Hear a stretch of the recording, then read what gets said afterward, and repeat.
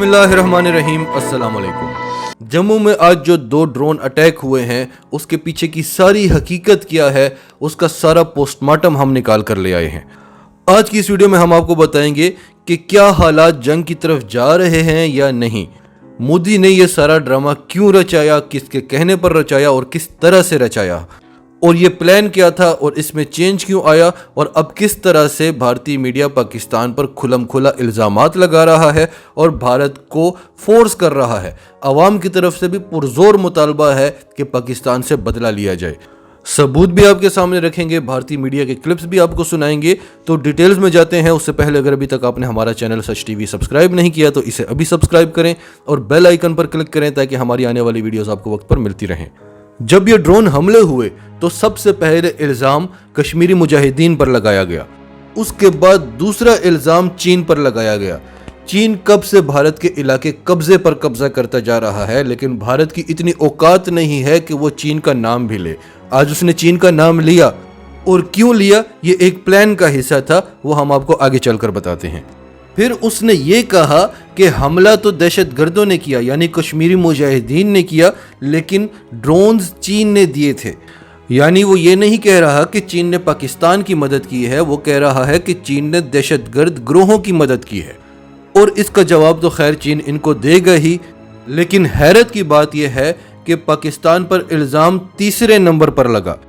यानी वो भारत जहां पर पटाखा भी फूटता है, इन्वेस्टिगेशन तो बहुत बाद की बात है, पहले ही कह दिया जाता है कि यह पटाखा भी पाकिस्तान ने फोड़ा है। तो पाकिस्तान के नाम से पहले कश्मीरी मुजाहिदीन और फिर चीन का नाम इसलिए लिया गया ताकि दुनिया ये ना कहे कि आपने तो मुंह उठाकर पाकिस्तान पर इल्ज़ाम लगाना होता है। ये दुनिया को कह सकें कि देखें हम तो पहले कुछ और सोच रहे थे, हमने जब इन्वेस्टिगेट किया तो हमें पता चला कि इसके पीछे पाकिस्तान का हाथ है।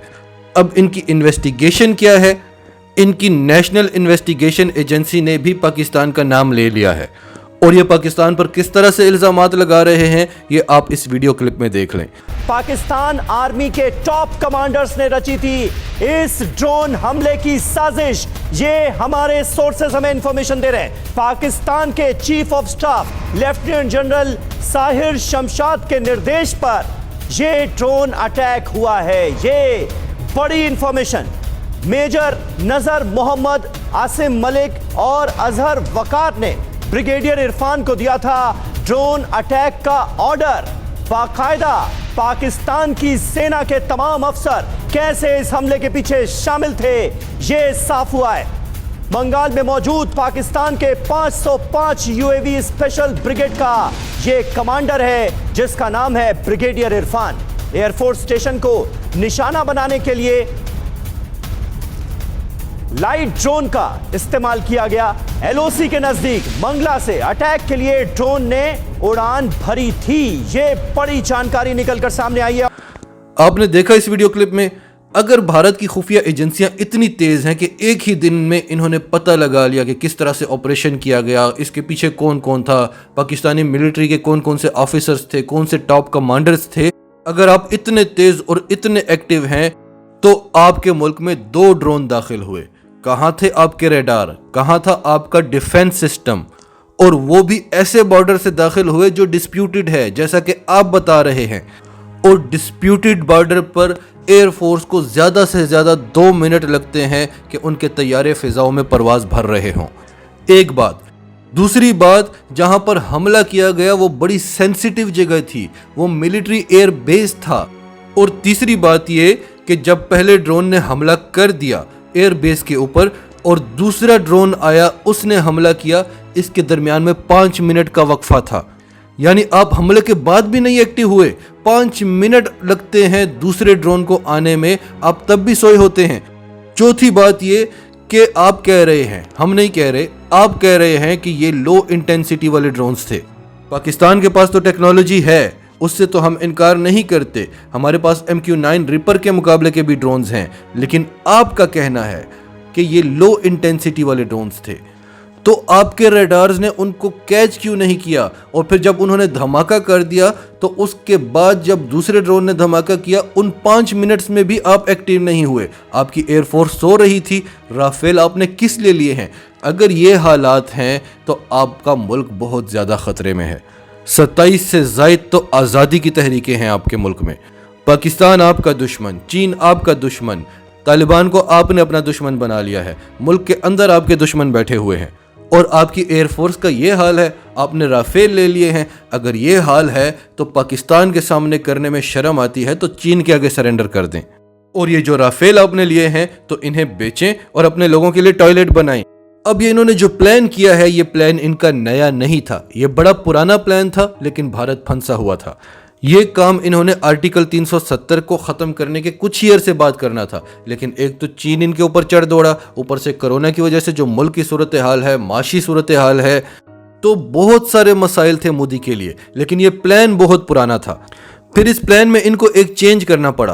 पिछली बार जब पुलवामा हमला हुआ था तो इमरान खान ने बार बार यही बात की थी कि जिस तरह से आप अपने मुल्क में मजालिम कर रहे हैं मुसलमानों के ख़िलाफ़, तो ये तो आपके ख़िलाफ़ खड़े होंगे, ये तो आप पर हमले करेंगे, तो क्या आप हम पर इल्ज़ामात लगाते रहेंगे? तो इसलिए इस बार इन्होंने ड्रोन का इस्तेमाल किया ताकि ये दुनिया को बता सकें कि जो मुल्क के अंदर मुजाहिदीन या दहशतगर्द हैं वो ड्रोन का इस्तेमाल तो नहीं कर सकते। ये काम पाकिस्तान ने ही किया है। तो ये इन्होंने अपनी तरफ से प्लान को चेंज किया और ड्रोन को बीच में लेकर आए। दूसरी बात, अमेरिका का शदीद दबाव था भारत पर। अमेरिका का तो ये भी दबाव रहा है कि चीन पर हमला कर दो, क्योंकि अमेरिका यही समझता है कि भारत चीन के मुकाबले की ताकत है, क्योंकि भारत ने अमेरिका को यही बताया है, भारत ने अपने अवाम को, पूरी दुनिया को यही बताया है। तो जो अमेरिका का प्लान है उसमें भारत को अमेरिका का साथ देना होगा, क्योंकि भारत इस वक्त खित्ते में अकेला खड़ा है, उसके साथ कोई भी नहीं है। उसे अमेरिका का साथ चाहिए और अमेरिका के साथ के लिए बड़ी कुर्बानियां देनी पड़ती हैं। अमेरिका अफगानिस्तान में शिकस्त का बदला अब लेगा पाकिस्तान से। एक तरफ अफगानिस्तान के बॉर्डर से पाकिस्तान पर दबाव डाला जाएगा, दूसरी तरफ भारत के बॉर्डर से दबाव डाला जाएगा। इस तरह से डायरेक्ट हमला नहीं होगा, लेकिन इल्ज़ामात की बौछार होगी और फिर बात जाएगी पाबंदियों की तरफ। तो ये तो हो गया अमेरिका का मकसद। और इससे पहले भारत ने एक और काम किया। भारत ने जो जौहर टाउन में धमाका करवाया, इनका ख्याल था कि उसमें हम हाफिज सईद को मार देंगे, पूरी दुनिया को बताएंगे कि देखें दहशतगर्द फिर पाकिस्तान में बैठा हुआ था। पहले एबटाबाद में बैठा था, अब लाहौर के जौहर टाउन में वो रह रहा था। पाकिस्तान किस तरह से दहशतगर्दों को पनाह देता है, ये मामला हम फैटफ में रखेंगे और फैटफ पाकिस्तान को ब्लैक लिस्ट करेगा, वरना तो फैटफ कर ही नहीं सकता, क्योंकि पाकिस्तान ने 27 में से 26 पॉइंट्स पूरे कर लिए हैं। लेकिन उसमें भारतीय खुफिया इदारे बुरी तरह से नाकाम हो गए। तो ये इनका प्लान बी था और इसका मकसद खालिसतन पाकिस्तान पर इंटरनेशनल प्रेशर डालना था, इमरान खान को दबाव में लाना, इमरान खान को घेरना। भारत का मकसद जंग हरगिज नहीं है। अभी आप हर तरफ सोशल मीडिया पर, यूट्यूब पर, इलेक्ट्रॉनिक मीडिया पर यही सुन रहे होंगे कि भारत जंग करना चाहता है। इसमें कोई शक नहीं है कि भारत ने जंग की पूरी तैयारी की हुई है। 10,000 से जायद वो बंकर्स बना चुका है कश्मीर में। और फिर भारत में इस वक्त मोदीत्वा का राज है, हिंदुत्व का नारा वहां पर चलता है, आरएसएस का नजरिया चलता है और इंतहा पसंदी अरूज पर पहुंची हुई है। तो इसमें कुछ भी नहीं कहा जा सकता। इसमें कोई शक नहीं है कि भारत जंग छेड़ ले। लेकिन अगर आप ग्राउंड रियलिटीज को देखें तो वो इससे बिल्कुल डिफरेंट है। भारत इस कंडीशन में बिल्कुल भी नहीं है कि वो पाकिस्तान के साथ जंग करे। वो डराएगा, धमकाएगा, इंटरनेशनल प्रेशर डलवाएगा। अगर जंग हुई तो सिर्फ पाकिस्तान का वो मुकाबला नहीं कर सकता, और अब उसे पता है कि चीन पाकिस्तान के साथ खड़ा है। और अमेरिका का दबाव तो यही है कि गिलगित बल्तिस्तान पर कब्जा करो ताकि सीपैक को तोड़ा जा सके। तो ये काम भारत नहीं कर सकता। अगर यहाँ पे नवाज शरीफ बैठा होता, जरदारी बैठा होता, तो ये काम भारत बहुत पहले ही कर चुका होता और अपने टारगेट्स भी अचीव कर चुका होता। लेकिन यहाँ पर इमरान खान बैठा हुआ है, वो किसी के बाप का लिहाज नहीं करता, वो अमेरिका का लिहाज नहीं करता, वो IMF का लिहाज नहीं करता, जिसके पैसे पर ये मुल्क चलता है। तो हमें नहीं लगता कि भारत पाकिस्तान पर जंग मुसल्लत करेगा। और दूसरी तरफ हमारी अफवाज पूरी तरह से एक्टिव हैं। जनरल बाजवा ने ऑर्डर दे दिया है, तमाम बॉर्डर्स पर हमारी अफवाज एक्टिव हो चुकी हैं और हर तरह की सिचुएशन से निमटने के लिए तैयार बैठी हुई हैं।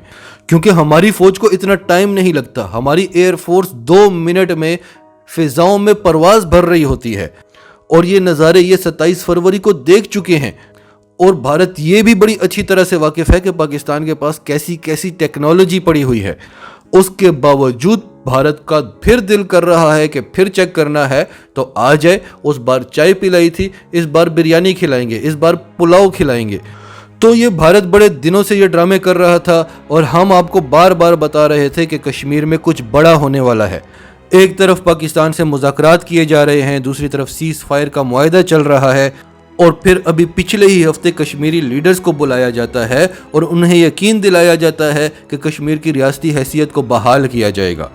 अब ये दुनिया को बताएंगे कि देखें ना जी, हम तो मुज़ाकरात कर रहे थे, हम तो कश्मीर की रियासती हैसियत को भी बहाल कर रहे थे जिसका आप हम पर दबाव डालते हैं, लेकिन ये देखें हमें कितना ख़तरा है। अब हम रियासती हैसियत कैसे बहाल करें? अब तो हमें जम्मू को कश्मीर से अलहदा करना होगा, यानी अपनी एयर बेसिस पर हमला करवा कर ये इंटरनेशनल ताकतों से एक तरह से परमिट लेंगे कि हम जो कुछ कश्मीर में कर रहे हैं इसके लिए हम पर दबाव ना डाला जाए। हम मजबूर हैं, हमें ख़तरा है। नाजरीन, आपकी सबके बारे में क्या राय है? कमेंट्स में अपनी राय का इजहार करते रहें और अगर आप हमारे चैनल पर नए हैं तो अभी सच टीवी को सब्सक्राइब करें, सच टीवी फैमिली का हिस्सा बने और हमारी वीडियोस पसंद आएँ तो इन्हें लाइक करें, शेयर करें ताकि ज़्यादा से ज़्यादा लोगों तक ये मैसेजेस पहुंचते रहें।